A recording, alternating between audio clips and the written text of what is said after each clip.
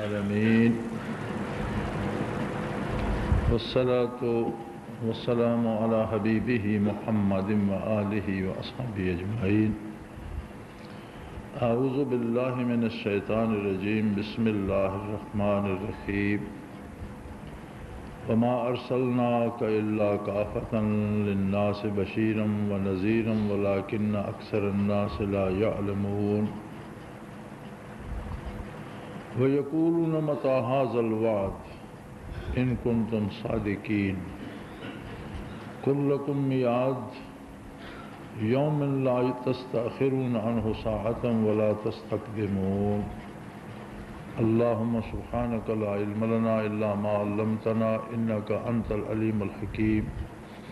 مولاي صل وسلم دائما أبدا على حبيبك من زانت به الأسر۔ سورہ سبا میں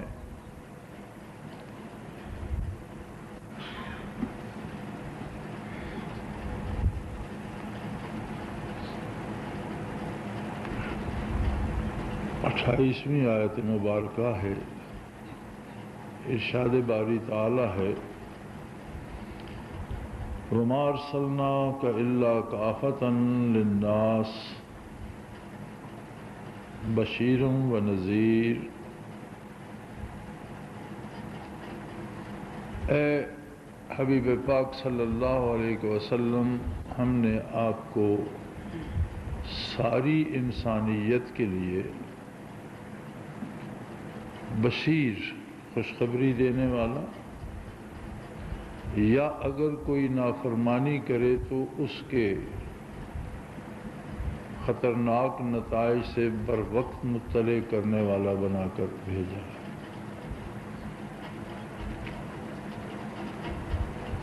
وَلَٰكِنَّ أَكْثَرَ النَّاسِ لَا يَعْلَمُونَ، لیکن لوگوں کی اکثریت اس حقیقت کو جان نہ سکے۔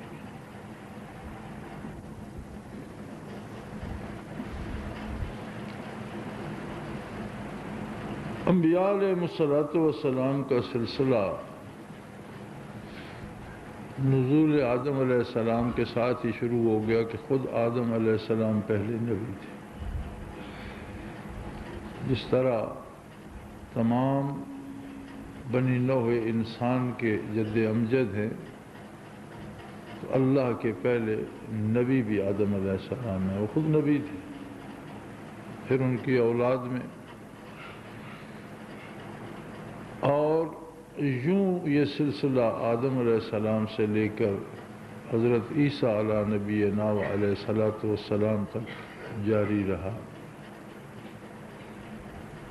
جس کی حقیقی تعداد صرف اللہ رب العزت کو معلوم ہے، لیکن کم و بیش جو کتابوں میں حوالے دیے جاتے ہیں وہ 1,24,000 انبیاء کا تذکرہ ملتا ہے، لیکن یہ کوئی حتمی تعداد نہیں ہے، اس لیے کہ دوسری جگہ قرآن کریم میں ارشاد ہے کہ ہم نے کوئی قوم ایسی نہیں چھوڑی جس میں نبی مبعوث نہ کیا۔ دنیا میں کہاں کہاں آبادیاں تھیں، کتنے لوگ تھے، کتنی قومیں آئیں، کتنی برباد ہو گئیں، یہ کوئی نہیں جانتا کہ کرۂ ارض کس وقت کہاں کتنا آباد تھا۔ آج بھی ہمیں ویرانوں میں کھنڈرات کے آثار بتاتے ہیں کہ کبھی یہاں بھی شہر رہا ہوگا، کون جانے وہ کس زمانے میں رہا ہوگا، کیسے لوگ تھے، کون سی قوم تھی۔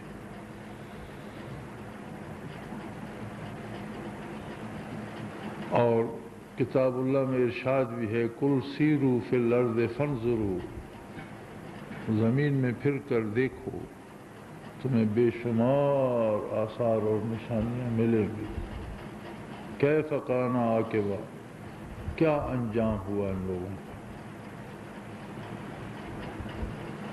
تو انبیاء تشریف لاتے رہے، ہر نبی نے ایک ہی عقیدے کی تبلیغ کی، ذات باری کے بارے،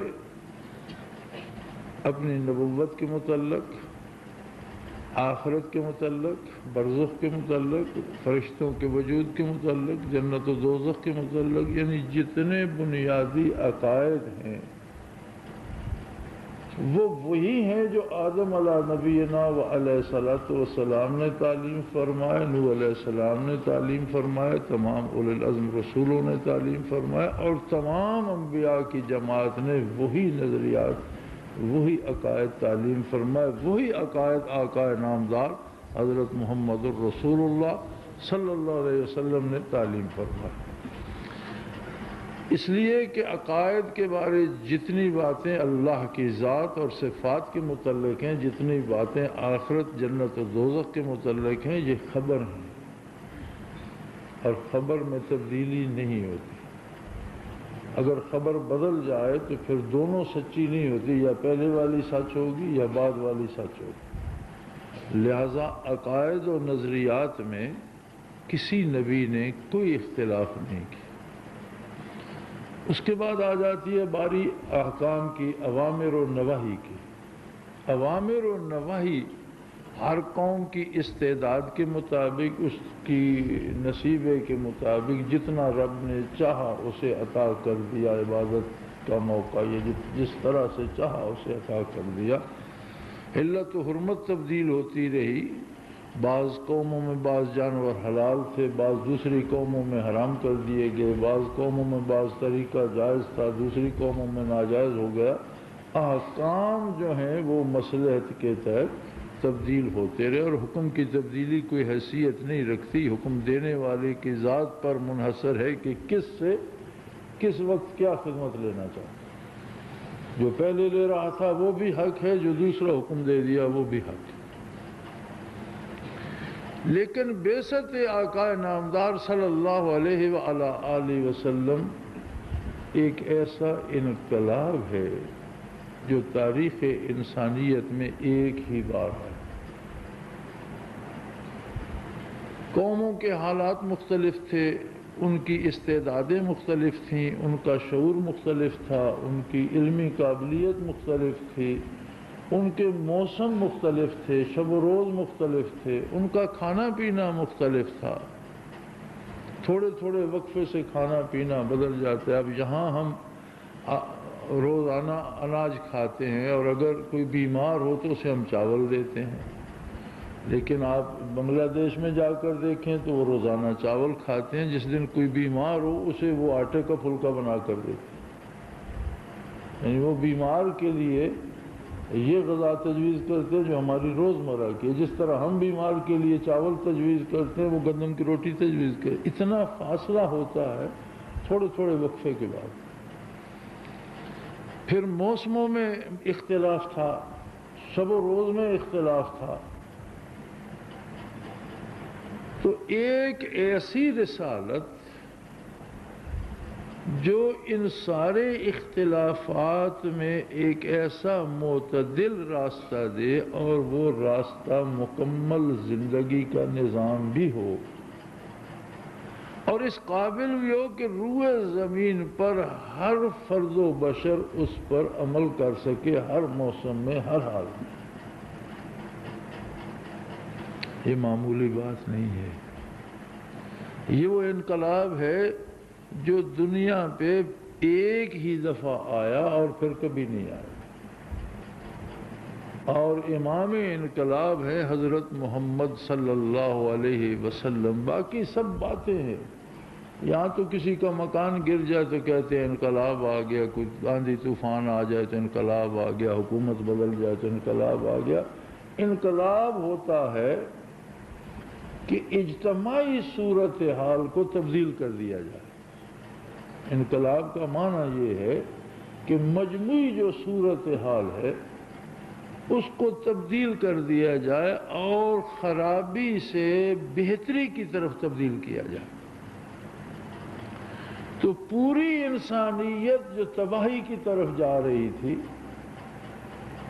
حضور فرماتے ہیں صلی اللہ علیہ وسلم، ایک حدیث پاک کا مفہوم ہے کہ میری مثال ایسی ہے جیسے کہیں جنگل میں آگ جل رہی ہو اور پروانے لپک لپک کر اس میں گر رہے ہوں، اور کوئی شخص ہو جو بھاگ بھاگ کر انہیں بچانے کے لیے پکڑ کر آگ سے دور لے جا رہا ہو کہ جہنم بھڑک رہا ہے اور نسل انسانی دھڑا دھڑ اس میں گرنے کے لیے بھاگ رہی ہے، اور میری مثال یہ ہے کہ میں بھاگ بھاگ کر ایک دوسرے کو پکڑتا ہوں اور انہیں بچانے کے لیے کوشش کر رہا ہوں۔ اب یہ سارے لوگ جہنم سے کیسے بچیں گے؟ کیا بر صغیر کے لیے کوئی ایسا قانون بنایا جائے جو بر صغیر میں قابل عمل ہو؟ وسط ایشیائی اقوام کے لیے کوئی ایسا بنایا جائے جو وہاں قابل عمل ہو؟ چین کے لیے الگ ہو، جاپان کے لیے الگ ہو، افریقی ممالک کے لیے الگ ہو، یورپین ممالک کے لیے الگ ہو، سکینڈینیوین کا الگ ہو، شمالی جو ممالک ہیں اور امریکہ ہے ان کا، کینیڈا کا اور ان کا الگ ہو، گرین لینڈ وغیرہ کا؟ یہ تو سوچا جا سکتا ہے، لیکن ایک ایسا قانون دینا جو صحرائے عرب سے لے کر بحر منجمد شمالی تک اور بحر منجمد جنوبی تک پورے کرۂ ارض پر موسم بدلتے رہیں، شب و روز بدلتے رہیں، لوگوں کی غذا بدلتی رہے، عادات و اطوار بدلتے رہیں، لیکن زندگی کا جامع ایسا نظام دینا جو سب کے لیے قابل عمل ہی نہ ہو بلکہ آسان ترین راستہ ہو۔ تو کوئی بھی کہیں بھی یہ تجزیہ کر کے دیکھ لے کہ احکام جو خرید و فروخت ہیں اسلام کے جو نکاح طلاق کے احکام ہیں، اسلام کے جو جزا سزا کے احکام ہیں، معیشت کے ہیں یا اخلاقیات کے ہیں یا عبادات کے ہیں، ان سے ہٹ کر جہاں بھی آپ دیکھیں گے زندگی کو ان سے دشوار پائیں گے۔ کہیں بھی کسی جگہ بھی آپ اسلام کے ضابطۂ اخلاق کو دیکھ لیں، اسلام کی حدود کو دیکھ لیں، اسلام کی معیشت یا معاشرت کو دیکھ لیں، جس پہلو سے آپ دیکھیں گے جو کام بھی اسلام کے اصول سے ہٹ کر کیا جائے گا وہ نہ صرف یہ کہ اللہ اور اللہ کے رسول کی نافرمانی ہوگی بلکہ اس کا کرنا اسلام پر عمل کرنے سے مشکل ہوگا۔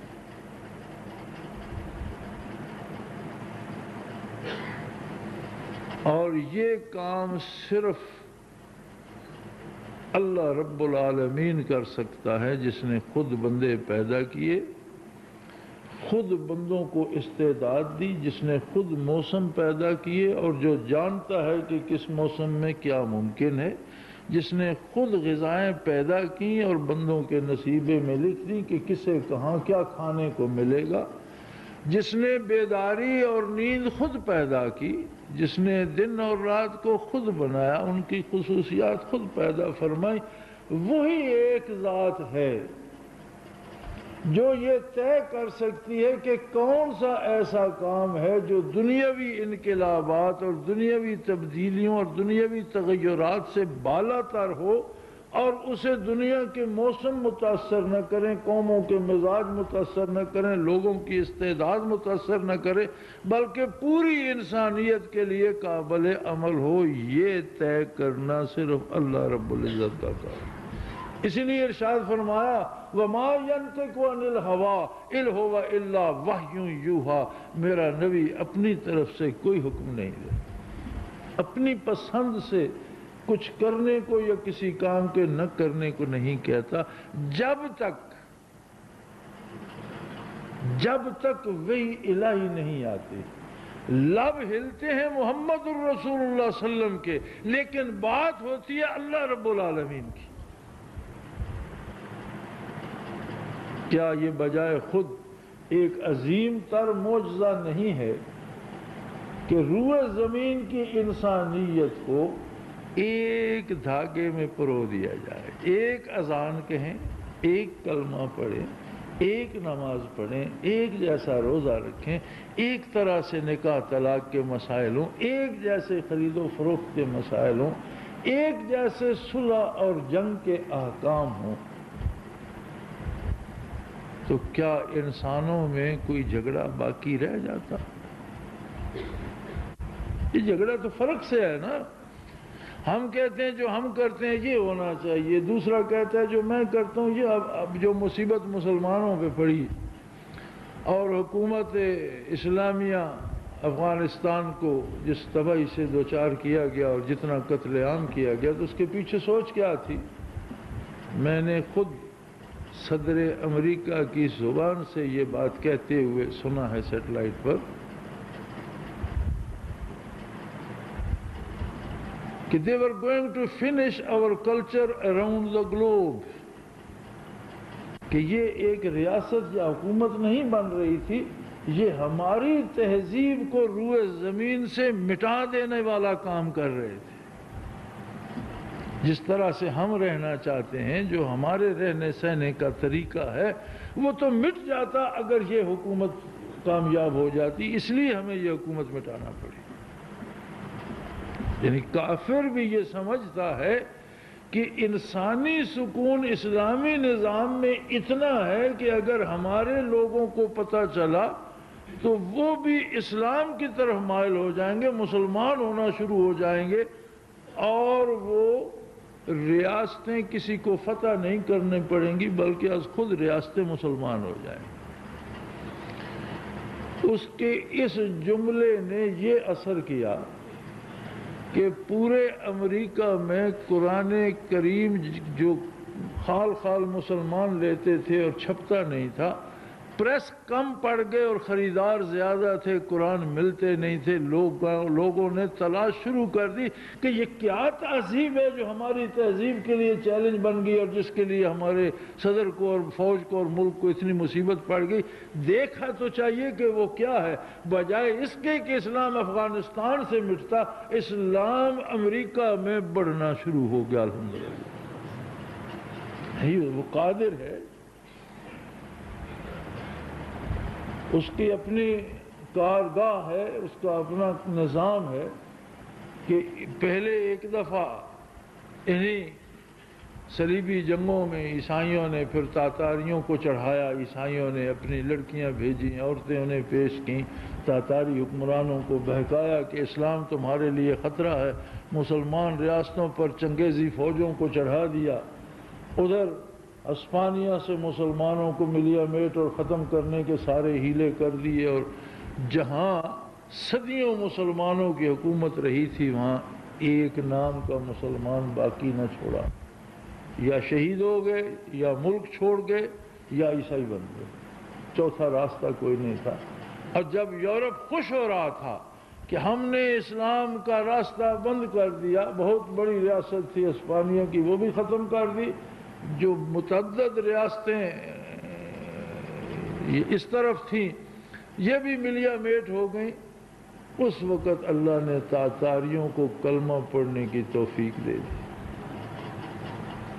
اور وہ ایسا قادر ہے کہ وہی تاتاری جنہیں عیسائی اسلام کو مٹانے کے لیے لائے تھے، وہ مسلمان ہو کر اسلامی ریاست بنانے کا سبب بن گئے، جس پر علامہ مرحوم نے کہا تھا پاس باں مل گئے کعبے کو صنم خانے سے۔ یہ اسی بات پر کہا گیا تھا شعر کہ پاس باں مل گئے کعبے کو صنم خانے سے۔ عیسائی جو اسلام، جو تاتاری جو اسلام کو ختم کرنے کے لیے نکلے تھے، وہ خود اسلام کے داعی اور محافظ بن کر کارگہ حیات میں اتر آئے۔ تو یہ اس کا نظام ہے، اسے کوئی مٹا نہیں سکتا۔ پھر دوسرا معجزہ یہ ہے آقا نامدار صلی اللہ علیہ وآلہ وسلم کا کہ زمانے جب بدلتے ہیں تو ضرورتیں بدلتی ہیں، زمانے جب بدلتے ہیں تو استعمال کی چیزیں بدلتی ہیں۔ عہد اقدس میں لوگ گھوڑوں پر اونٹوں پر سوار ہوتے تھے، آج وہ عام آدمی بھی ہوائی جہاز پہ سواری کرتا ہے۔ عہد اقدس میں تو جو کی روٹی کھا لی جاتی تھی، آج ڈبل روٹی کھاتا ہے ہر کوئی۔ عہد اقدس میں تو لباس بڑا سادہ گھر کا کپڑا بن لیا جاتا تھا، آج بڑی بڑی مشینوں میں بنا جاتا ہے اور طرح طرح کا لباس بنا اور پہنا جاتا ہے۔ اس عہد میں تو عام چپل سی پہنی جاتی تھی، آج 2-2, 5-5, 10-10 ہزار کا ایک ایک جوتا ملتا ہے اور طرح طرح کی اس میں تو۔ اسی طرح کھانے میں، پہننے میں، سفر میں، میل جول میں طور طریقوں میں جب تبدیلی آئی تو ضرورتیں بھی نئی نئی پیدا ہو گئیں، نئی نئی چیزیں آ گئیں، لیکن زمانے نے لاکھ کروٹیں بدلی۔ کمال تو یہ ہے کہ اسلام نے جو اصول دیے وہ اس میں بھی فٹ آ گئی۔ یہ پھر ایک معجزہ ہے اور عظیم تر معجزہ ہے، اور قیامت تک جاری رہے گا کہ زمانہ چاہے کتنی کروٹیں لے لے، احکام شریعت جو اونٹ کی پیٹھ پر تھے وہی ہوائی جہاز میں بھی موجود ہے۔ جو حکم سوار کے لیے گھوڑے پر تھا وہ آج موٹر، کار، ریل اور ہوائی جہاز پر ہے۔ جو حلال و حرام اس وقت تھا وہی حلال و حرام آج بھی، اور یہی قیامت تک رہے گا۔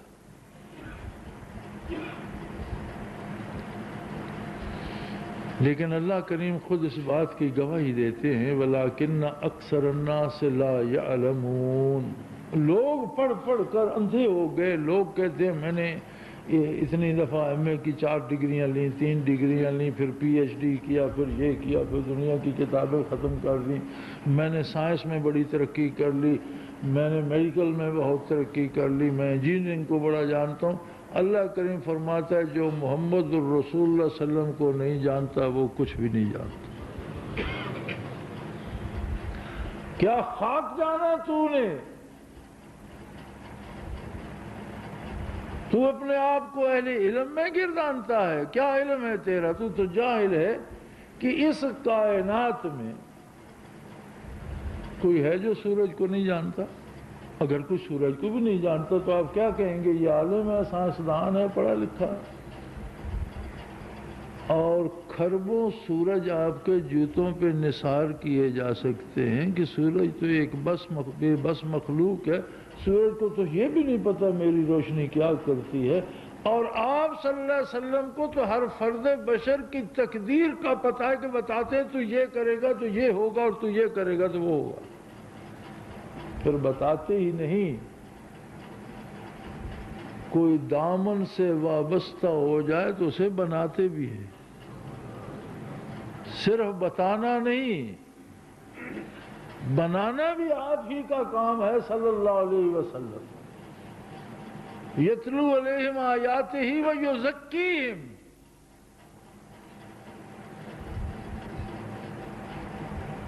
ایک صحابی نے عرض کیا یا رسول اللہ صلی اللہ علیہ وسلم،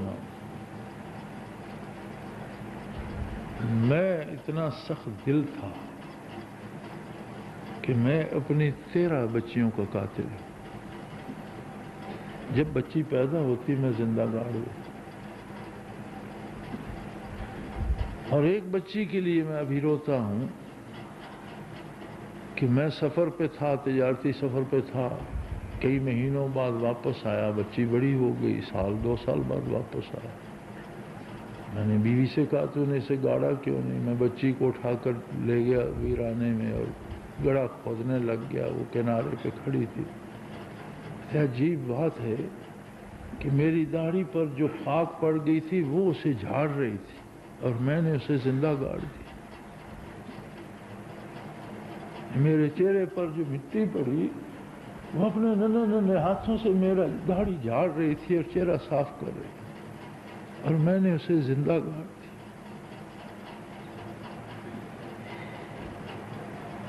ایسے لوگوں کو وہاں سے لیا اور عظمت صحابیت پہ سرفراز کر دیا۔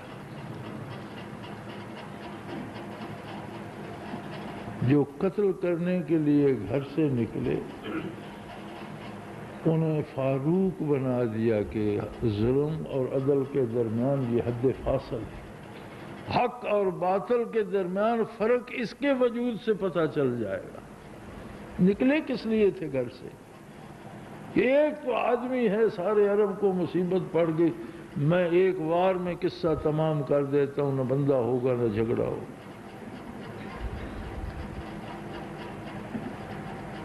صرف بتایا نہیں، لوگوں کو خاک سے اٹھایا اور اللہ کے روبرو کر دیا، جمال باری سے آشنا کر دیا۔ لوٹ کر کھانے والے لٹانے پہ آ گئے۔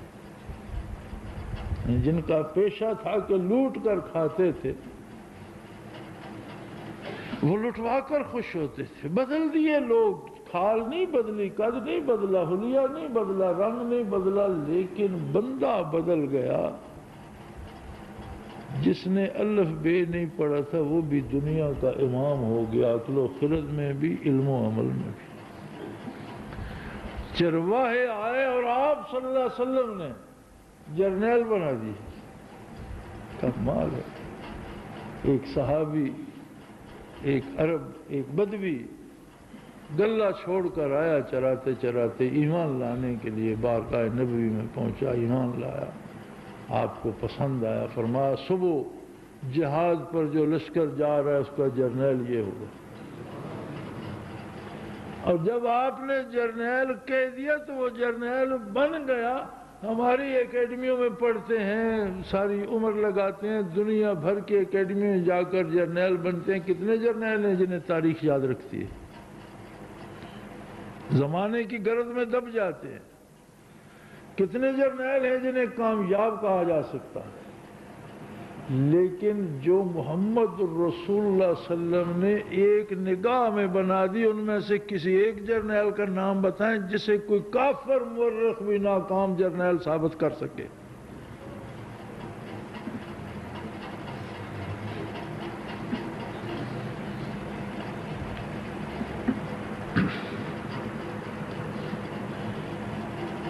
لیکن فرمایا لوگ ان حقائق کو جانتے نہیں۔ اب یہ جاننا کیا ہے؟ لوگ کتابیں پڑھتے ہیں، لوگ علوم حاصل کرتے ہیں، لوگ مدارس میں بھٹکتے ہیں، اتنے ذخیرے لوگوں نے رٹ رکھے ہیں، لیکن عجیب بات ہے کہ پڑھ پڑھ کے پھر وہ اپنی آنا میں گرفتار ہو جاتے، اپنی بڑائی کی نظر ہو جاتے، پڑھ پڑھ کے پھر وہ پیسے کے پیچھے بک جاتے ہیں، بڑے بڑے سندیں لے کر قیمتاً فتوے بیچ دیتے ہیں، بڑی بڑی سندیں لے کر اپنا پیٹ پالنے کے لیے امت میں ایک نیا فرقہ بنا دیتے ہیں، چندوں کے لیے اپنے پیچھے کچھ لوگوں کو۔ کیا ان فرقوں کی بنیاد کیا ہے؟ سوائے اس کے کچھ نہیں ہے کہ لوگ میرے پیچھے لگیں اور میں بڑا آدمی بن جاؤں، اس کے علاوہ کوئی بنیاد نہیں۔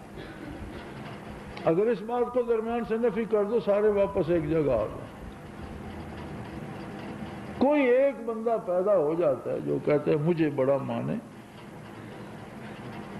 وہ ایک نئی راہ نکال لیتا، اور لوگ اندھے ہوتے ہیں، جاہل ہوتے ہیں، جس طرح اللہ کے فرماتے ہیں وَلَٰكِنَّ أَكْثَرَ النَّاسِ لَا يَعْلَمُونَ۔ کچھ نہیں ہوتا ان کے پاس، کچھ نہیں جانتے ہوتے، جس نے شابہ شابہ کی اس کے پیچھے 5-10 بھاگ پڑے۔ کوئی کپڑے اتار کر سڑک پر کھڑا ہو جائے اور کہہ دے میں خدا ہوں تو اسے بھی ماننے والے مل جاتے۔ جو پاگل مال خولیے کا مریض کہہ دیتا ہے میں نبی ہوں، اسے بھی ماننے والے مل جاتے۔ تو ولایت کا دعویٰ تو بڑی چھوٹی سی بات ہے، جس کا جی چاہے کرے، اور جو بھنگ گھوٹ رہا ہے، چرس پی رہا ہے، فیون کھا رہا ہے اور بیٹھے ہیں گردا گرد یہ مرادیں مانگنے کے لیے کہ جی بڑا ولی اللہ۔ ایک پاگل ہے، ستر پوشی کا ہوش نہیں، برہنہ پڑا ہے، اور یہ سجدے کر رہے ہیں، ملک کے حکمران سجدے کر رہے ہیں، بے نظیر صاحبہ کر رہی ہیں، میاں نواز شریف دعائیں منگوانے جائے۔ جو آدمی اپنا ستر نہیں ڈھانپ سکتا تمہیں حکومت کہاں سے دے گا؟ جہالت کی یہ حد ہے نا، حد ہے نا جہالت کی، کہ ایک آدمی اپنا وجود ڈھانپنے کا اسے یہ نہیں پتا کہ گردا گرد بندے کھڑے ہیں، میں ننگا ہوں یا میرا وجود ڈھکا ہوا ہے، وہ تمہیں حکمران بنا دے گا۔ کیوں کرتے ہیں لوگ ایسا؟ فَإِنَّهُمْ لَا يَعْلَمُونَ، یہ جاہل ہیں، انہوں نے محمد الرسول اللہ کو نہیں پہچانا۔ جس نے محمد صلی اللہ علیہ وسلم کو نہیں پہچانا وہ رب کو نہیں جان سکا۔ جب رب کو نہیں جانا تو جاہل ہے، کبھی پتھر کے آگے سجدہ کرے گا، بندروں کو پوجے گا، خنزیروں کی پرستش کرے گا، جانوروں سانپوں کو چوہوں کو پوجتا ہے۔ کیوں؟ لا یعلمون، جاہل ہے۔ ایک دفعہ حضرت رحمت اللہ علیہ کے سامنے بات ہو رہی تھی، ان دنوں نہرو مرا تھا ہندوستان کا وزیر اعظم، تو کسی نے مجلس میں کہہ دیا جی کہ بہت پڑھا لکھا اور بہت ہوشیار آدمی تھا، تو قاضی صاحب مرحوم اللہ مغفرت فرمائے وہاں تشریف رکھے، فرمانے لگے پڑھا لکھا ہوتا یا جاننے والا ہوتا تو مسلمان نہ ہوتا۔ جو یہ نہیں جان سکا کہ اللہ ہے اور اللہ کا رسول ہے، جو یہ حقیقت نہیں جان سکا، وہ کیسا پڑھا لکھا تھا؟ قاضی صاحب بہت سادہ آدمی تھے اور سادگی میں بات کہتے تھے۔ وہاں حضرت رحمۃ اللہ کے ساتھ تھے ایک ساتھی کے گھر میں، تو اس نے شکایت کی کہ حضرت میری بھینس جو ہے نا یہ وقت پر دودھ نہیں دیتی، بڑا پریشان کرتی ہے۔ حضرت نے فرمایا قاضی صاحب دم کرو، قاضی صاحب چلے گئے۔ بھینس نے تو دودھ دینا شروع کر دیا، تو حضرت نے پوچھا قاضی صاحب کیا دم کیا تھا؟ حضرت دم خاک کرنا تھا، میں نے اسے کہ کان میں کہا تھا کہ کھاتی ہے اور دودھ نہیں دیتی، کل اللہ کو کیا جواب دے گی؟ دودھ دے دیں۔ اب وہ واقعی صدق دل سے جو کرتے تھے کرتے تھے۔ ایک دوائیں بھی دیتے تھے لوگوں کو، میں بھی موجود تھا، حضرت تشریف فرما تھے، ایک بندہ بیمار تھا، تو قاضی صاحب نے نبض دیکھی اور نسخہ تجویز کر دیا۔ اب اسے گرمی کا بخار تھا اور قاضی صاحب نے جتنے اجزاء لکھا ہے سارے گرم تھے۔ حضرت ماہر طبیب تھے، شدھ بدھ مجھے بھی آتی تھی، میں نے حضرت رحمۃ اللہ کو دیکھا، وہ مجھے دیکھ رہے تھے، لیکن فرمایا چپ رہو۔ میں نے کہا حضرت یہ تو مر جائے گا اس لیے، فرمانے لگے نہیں یہ ٹھیک ہو جائے گا، اللہ اس کو اسی میں شفا دے دے گا۔ یہ قاضی صاحب لکھوا رہے، قاضی صاحب جانے اور ان کا رب جانے، دیکھ لینا یہ مریض اسی سے ٹھیک ہو جائے، اور واقعی مریض ٹھیک ہو۔ حالانکہ وہ بالکل اس کے الٹ تھے کہ جو پہلے مرض ہے وہی دوا بھی دے دو، گرمی سے تڑپ رہا ہے بندہ، اسے اوپر سے گرم چیزیں دے دو تو کیا کرے گا، لیکن اللہ نے اسے ٹھیک کر دیا۔ یہ جو بظاہر ان پڑھ، سادہ پوش، کھدڑ پوش اور شکل سے ایسے لگتے ہیں کہ انہیں کچھ آتا جاتا نہیں، یہ اتنا کچھ جانتے ہیں، کیسے جان گے یہ؟ علم کیا ہے؟ علم کی اساس ہے معرفت محمد الرسول اللہ صلی اللہ علیہ وسلم، اور معرفت آقا نامدار الفاظ میں سمائی نہیں جا سکتی۔ آپ کروڑوں نعتیں لکھ لیں، آپ کروڑوں کتابیں سیرت پر تصنیف کر دیں، آپ جو جی چاہے کرتے رہیں، حضور علیہ السلام کی معرفت الفاظ و حروف میں سمائی نہیں جا سکتی، اس لیے کہ معرفت ایک کیفیت ہوتی ہے، ایک کیف ہوتا ہے۔ کیفیات الفاظ میں سموئی نہیں جا سکتی۔ آپ کسی کو کہتے ہیں کہ غصے میں یہ ہوتا ہے، آپ کتنا بڑا لمبا پیپر لکھ دیں گے کہ غصے میں آدمی کا خون کھولنے لگتا ہے، اس کی آنکھیں سرخ ہو جاتی ہیں، اس کا جسم کانپنے لگتا ہے، یہ ہوتا ہے وہ ہوتا ہے۔ آپ لکھتے رہیں، کیا آپ کا مضمون پڑھ کر کسی کو غصے کی کیفیت سمجھ آ جائے گی؟ بالکل نہیں آئے گا۔ اسے غصہ دلائیں، جب خود اسے کسی پہ غصہ آئے گا تو آپ کا مضمون پڑھے بغیر وہ سمجھ جائے گا غصہ یہ ہوتا ہے۔ آپ بھوک پہ بڑا لمبا پرچہ لکھ دیں، کچھ نہیں ہوگا۔ کسی کو 2 دن بھوکا رکھیں، اسے سمجھ آ جائے گی کہ بھوک ہوتی کیا ہے۔ کیفیات محسوس کی جا سکتی ہیں، کیفیات الفاظ میں سموئی نہیں جا سکتی۔ ضرورت اس امر کی ہوتی ہے کہ پہلے وہ کیفیت دل میں آئے تو پھر الفاظ بھی رہنمائی کرتے ہیں۔ قرآن حکیم اللہ کی کتاب ہے اور خود باری تعالیٰ کا ارشاد ہے، ایک ایک لفظ، ایک ایک حرف اللہ کا ارشاد فرمایا ہوا ہے۔ کلام متکلم کا آئینہ ہوتا ہے، کسی وقت کا بھی کلام اگر پڑھا جائے تو اس کی تصویر سامنے آ جاتی ہے، اس کی فیلنگز ہیں، جس طرح کا وہ بندہ ہے اس طرح محسوس ہونے لگتا ہے۔ تو صرف قرآن پڑھ کر لوگ اللہ کو محسوس کیوں نہیں کر لیتے؟ فرمایا وَيُزَكِّيهِمْ، پہلے میرا حبیب ان کے دلوں کا تزکیہ کرتا ہے، اس میں معرفت الہی کا ایک کیف پیدا کرتا ہے۔ وَيُعَلِّمُهُمُ الْكِتَابَ وَالْحِکْمَةَ، پھر انہیں قرآن اور حکمت کی پھر وہ تعلیم پھر ان کی سمجھ میں بات آتی ہے۔ ترتیب ہی دیکھ لینا، یتلو علیہم آیاتہ ویزکیہم ویعلمہم الکتاب والحکمہ، دعوت اللہ، اس کے بعد تزکیہ قلوب۔ اور اگر دلوں میں کیف نہ آئے تو سارا قرآن پڑھتے جاؤ، بات سمجھ میں نہیں آتی، ساری سیرت پڑھتے جاؤ، بات پلے نہیں پڑتی، بندہ قصے کہانیوں کی طرح پڑھتا رہتا ہے۔ اور جب دل میں آتی ہے تو پھر شجر و حجر بھی اللہ کی عظمت پہ گواہ نظر آنے لگ جاتے ہیں، پھر ایک ایک تنکا اس کی کبریائی کا گواہ نظر آتا ہے، پھر سمجھ آ جاتی ہے کہ پانی تو ایک سا برسا تھا، اور ہر تنکا گل بکف ہے، ہر پھول کا رنگ جدا ہے، خوشبو جدا ہے، ذائقہ جدا ہے، اثر جدا ہے، اور ایک مٹی ہے، ایک پانی ہے، یہ کون رنگ بھر رہا ہے، کون تاثیر پیدا کر رہا ہے؟ کیا یہ سب کے سامنے نہیں ہے؟ لیکن جس نظر سے عارف جانتا ہے، اس نظر سے جس کا دل نہیں جانتا، کیا وہ جان سکتا؟ لہذا آپ صلی اللہ علیہ وسلم نے نہ صرف یہ کہ ساری دنیا کے لیے زندگی کا ایک جامع نظام دیا، نہ صرف یہ کہ قیامت تک کے آنے والے زمانوں کے لیے دیا، آپ صلی اللہ علیہ وسلم نے وہ شمع فروزاں کی جو سینوں کے اندر دلوں کی گہرائیوں میں روشنیوں کو اتار دیتی، اور یہ اساس ہے علم کی۔ ہمارے زمانے کی مصیبت یہ ہے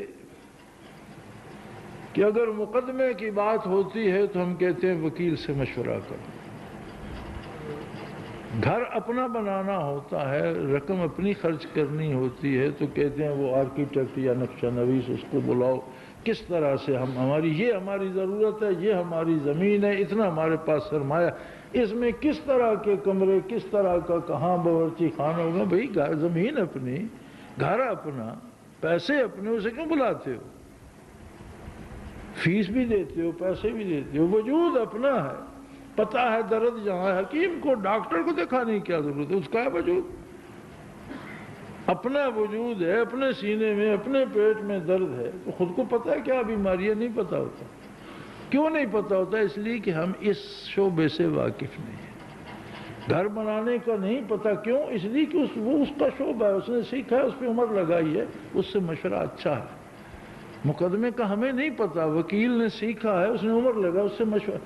جب بات ذکر اذکار کی آتی ہے، کیفیات قلبی کی آتی ہے، پڑھا ان پڑھ سارے مفتی بن جاتے۔ جب آپ نے سیکھا نہیں، جب آپ نے پڑھا نہیں، جب آپ اس شعبے میں گئے نہیں، اس کے لیے آپ فتویٰ کیوں دیتے؟ یعنی اس معاملے میں ہر بندہ مفتی ہے، اس سے پوچھو تم نے کہیں سے سیکھا، کسی کے پاس گئے، کچھ جانتے ہو؟ ضرورت ہی نہیں، اس کا وجود ہی کو نہیں ملتا۔ کمال ہے، جو چیز تمہارے پاس ہے گویا وہ دنیا میں تمہارے پاس نہیں ہے، تو اس کا مطلب ہے دنیا میں ہوتی ہی نہیں ہے۔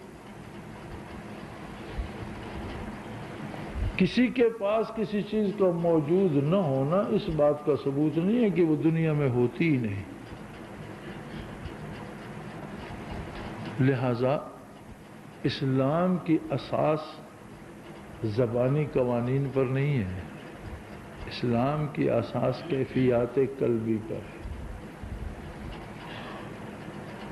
اقرار باللسان و تصدیق بالقلب، زبان صرف اقرار کرتی ہے، تصدیق دل کرتا ہے۔ اگر دل تصدیق نہ کرے تو زبانی اقرار دنیا میں ظاہر میں تو اسے مسلمان رکھے گا، حقیقت میں نہیں، فرض قیامت میں نہ ہوگا۔ پھر دنیا میں سب سے قیمتی لوگ وہ ہیں جو علم بانٹتے ہیں، اور علم کی اساس کیفیات ہیں۔ یاد رکھے، جسے بھی یہ کیفیت نصیب ہوتی ہے وہ ایک درجے میں عالم بن جاتا ہے۔ کوئی صوفی بغیر علم کے نہیں جی سکتا، یا خود عالم ہوتا ہے یا کسی عالم کے ساتھ اس طرح وابستہ رہتا ہے کہ ہر بات اس کے مطابق، شریعت کے مطابق کرتا ہے، لیکن ہر عالم صوفی نہیں ہوتا۔ اور ہمارے علماء کرام آج سے کچھ عرصہ پہلے تک، آپ اگلی نسل میں چلے جائیں، صرف ایک نسل، موجودہ نسل کو چھوڑ کر اگلی نسل میں چلے جائیں، کسی بزرگ کی سمانے اٹھا لے تو دستور یہ تھا کہ مدرسے سے فارغ ہو کر خانقاہ کا رخ کرتے تھے اور اللہ اللہ سیکھتے تھے۔ ہر عالم کی سمانے میں ملے گا کہ وہاں فلاں مدرسے سے فارغ تحصیل ہوئے، پھر فلاں بزرگ سے خرقہ خلافت حاصل کیا، اتنا عرصہ اس کی خدمت، ہر عالم کی اس میں ملے گا سمانے میں۔ اب ایسا دور آیا ہے کہ عالم تو عالم، ان پڑھ بھی فتویٰ دے رہے ہیں، اس کی ضرورت ہی نہیں، یہ چاہیے ہی نہیں، یعنی وجود چاہیے، روح کی ضرورت نہیں۔ بادام کا چھلکا چاہیے، اس میں مغز ہو یا نہ ہو، اخروٹ کا چھلکا چاہیے، اس میں مغز ہے یا نہیں۔ تو کتنے ہی قابل قدر اور اہم لوگ ہیں وہ جنہیں اللہ رب العزت نے اس خدمت کے لیے چن لیا کہ وہ معرفت محمد الرسول اللہ دلوں میں تقسیم فرماتے ہیں۔ ایسے عجیب لوگ ہیں وہ جو ہمارے مرض کو ہم سے زیادہ جانتے ہیں، ہماری دوا کو ہم سے زیادہ جانتے ہیں، ہمیں آب حیات دیتے اور ہم سے چاہتے کچھ نہیں۔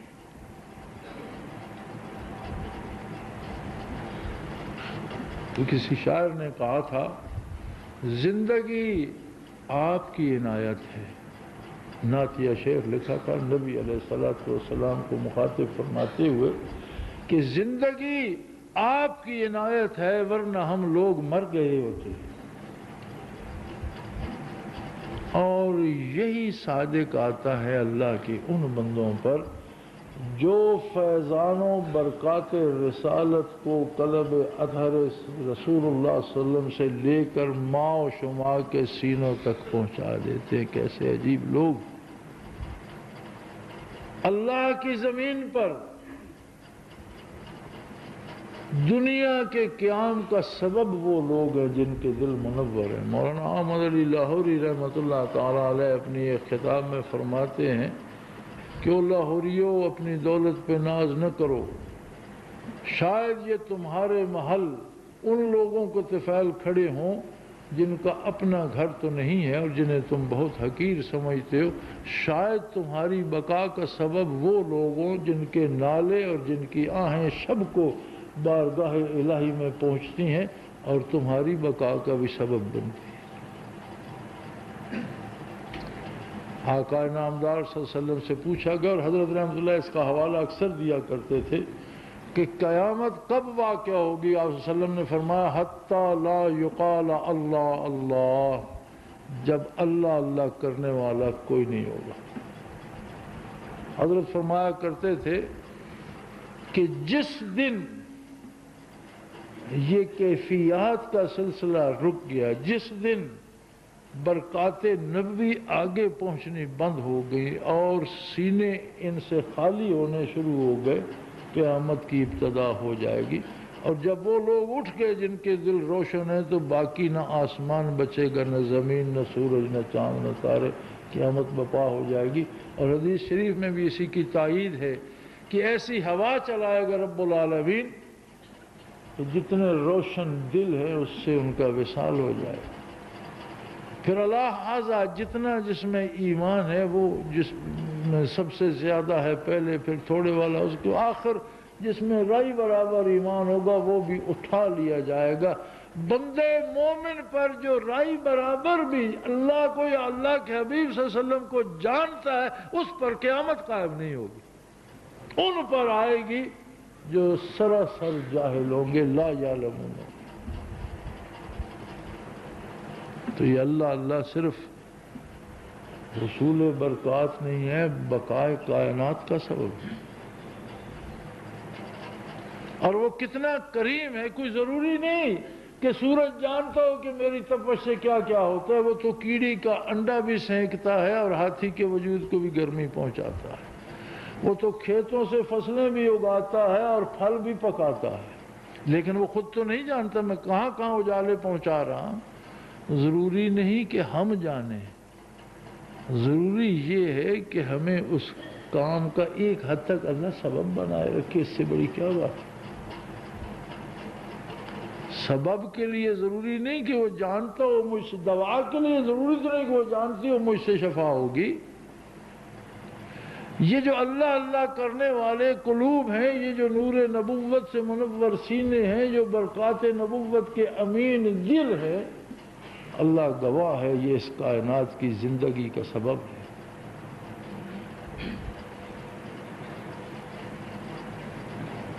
اور اگر اللہ یہ پہچان عطا کر دے، اس کے بعد قدر پتہ چلتی ہے احکام شریعہ کی، اس کے بعد پتہ چلتا ہے اخلاق شرعی کا، معیشت اسلامی کا۔ اور یاد رکھیں دنیا میں جتنے بڑے کام بھی ہم کرتے ہیں، سب سے بڑا کام تو یہ ہے کہ اللہ ہمیں ہمت دے کم از کم اپنے دل کو تو اس نور سے روشن رکھے، اور سب سے بڑا کام یہ ہے کہ اس دیے سے زندگی میں کوئی ایک دیا جلائے۔ یاد رکھیں جب تک دنیا قائم ہے، اس نظام نے چلنا ہے تو ان لوگوں نے رہنا ہے۔ اب کس کو یہ سعادت نصیب ہوگی کہ اس نور کو آگے پہنچاتا ہے، کتنا پہنچاتا ہے، کتنی محنت کرتا ہے، صرف اپنے لیے سوچتا ہے یا اپنے ساتھ اللہ کی مخلوق کو بھی اس بارگاہ میں لے جانا چاہتا ہے۔ یہ واحد محبوب ہے جس کی بارگاہ میں رقابت نہیں ہوتی، جس کے چاہنے والے بھی ایک دوسرے سے محبت کرتے ہیں۔ یہ وہ بارگاہ ہے کہ جہاں عشق و محبت کے انداز بدل جاتے ہیں اور ایک ہستی کے اربوں چاہنے والے رقیب نہیں حبیب بن جاتے ہیں۔ ایسی عجیب محبت ہے اللہ کے حبیب صلی اللہ علیہ وسلم کی کہ جہاں تک جاتی ہے وَأَلَّفَ بَيْنَ قُلُوبِكُمْ فَأَصْبَحْتُمْ بِنِعْمَتِهِ إِخْوَانًا، جہاں تک جاتی ہے محبتیں بانٹتی جاتی ہے، نفرتیں مٹاتی جاتی ہے۔ تو ایک یہ معیار بھی یاد رکھیے کہ خدا نہ خواستہ اگر ہمارا دل نفرتوں کا شکار ہے تو کہیں اس طرف سے کمی تو نہیں آ رہی۔ گناہ سے نفرت ضروری ہے، گناہ گار سے نہیں۔ مرض سے نفرت کی جاتی ہے، مریض سے نہیں۔ اللہ کے بندوں کے لیے اللہ کی بارگاہ ہر وقت کھلی ہے، اللہ کے حبیب صلی اللہ علیہ وسلم کا دروازہ کھلا ہے۔ کوشش یہ کرو۔ ایک بڑی عجیب بات مولانا تھانوی رحمۃ اللہ سے کسی نے پوچھی کہ حضرت تو مولوی صاحب تھے، کہنے لگے کہ مجھ سے ایک ایسا گناہ ہے جو میں چھوڑ نہیں سکتا، پھر ہو جاتا ہے۔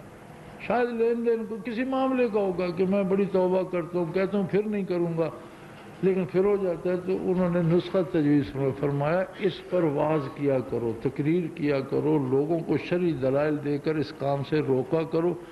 کوئی تمہاری بات مانے نہ مانے، تم خود بدل جاؤ گے، تمہارا اپنا دل پختہ ہو جائے گا کہ یہ نہیں کرنا چاہیے۔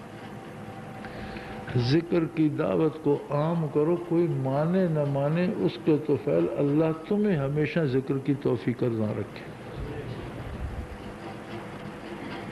اور یہ علم کی اساس ہے، یہ معمولی بات نہیں ہے، یہ معرفت باری اور معرفت پیغمبر صلی اللہ علیہ وسلم کی بنیاد ہے، اور یہ وہ علوم عطا کرتی ہے جن کو سوچا بھی نہیں جا سکتا۔ اللہ کریم آپ سب کی محنتیں قبول فرمائے، اوقات کو قبول فرمائے۔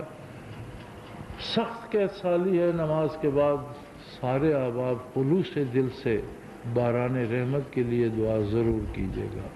وآخر دعوانا الحمدللہ رب العالمین۔